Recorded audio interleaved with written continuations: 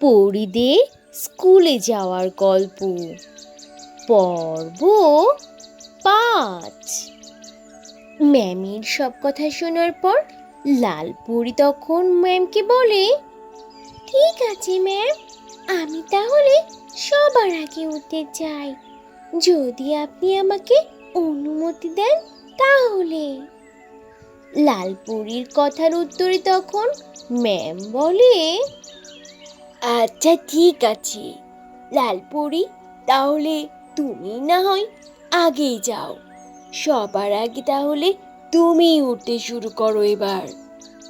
আমি তোমাকে ঠিক যেভাবে দেখিয়ে দিয়েছি তেমনি ভাবেই কিন্তু তোমাকে উঠতে হবে, মাথায় রেখো।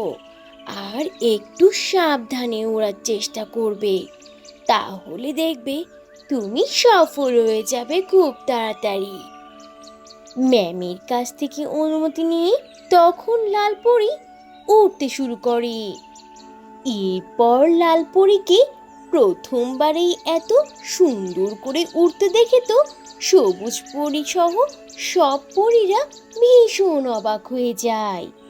তখন সবুজ পরী বলে, আরে বাহ বাহ, সবাই দেখো, লালপরি প্রথমবারই কত সুন্দর করে উঠছে। কে বলবে লালপরি এই প্রথমবারের মতো উঠছে এই নিয়মের মধ্যে করে? সবুজ পরীর সাথে তখন হলুদ পরীও বলে, সবুজ পরী, তুমি ঠিকই বলেছ। আর দেখো, লালপরি কোনো গাছের সাথেও ধাক্কা খাচ্ছে না, আর কোনোভাবেই আটকে যাচ্ছে না। কত দ্রুত সে সব সীমানা শেষ করে ফেলেছে। আর আমার তো মনে হচ্ছে ম্যামের ক্লাসে সব থেকে বেশি নাম্বার এখন লালপরি পেয়ে যাবে।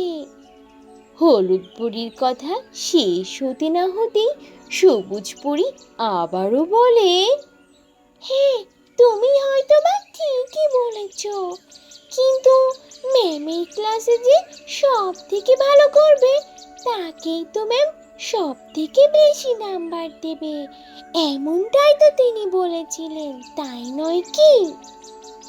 লালপরি এত ভালোভাবে আর কৌশলের সাথে ম্যামের বলা নিয়ম মেনে এত ভালোভাবে উড়ে বেরিয়ে সীমানা শেষ করলো, তা দেখে তো সবাই অবাক।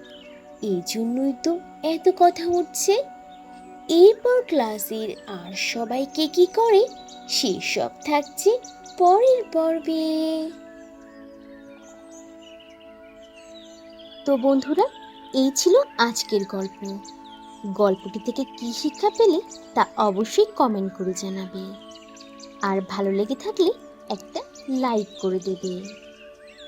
আর এখনো যদি চ্যানেলটি সাবস্ক্রাইব না করে থাকো তাহলে এখনই লাল রঙের বাটনটি চেপে চ্যানেলটিকে সাবস্ক্রাইব করে দাও, আর অল দিয়ে নোটিফিকেশন প্রেস করে রাখো। তাহলে বন্ধুরা, আজ এখানেই শেষ করছি। আবার দেখা হবে নতুন কোনো ভিডিওতে, নতুন কোনো গল্প নিয়ে। সে পর্যন্ত তোমরা সবাই ভালো থাকবে আর নিজেদের প্রতি খেয়াল রাখবে। আল্লাহ হাফিজ।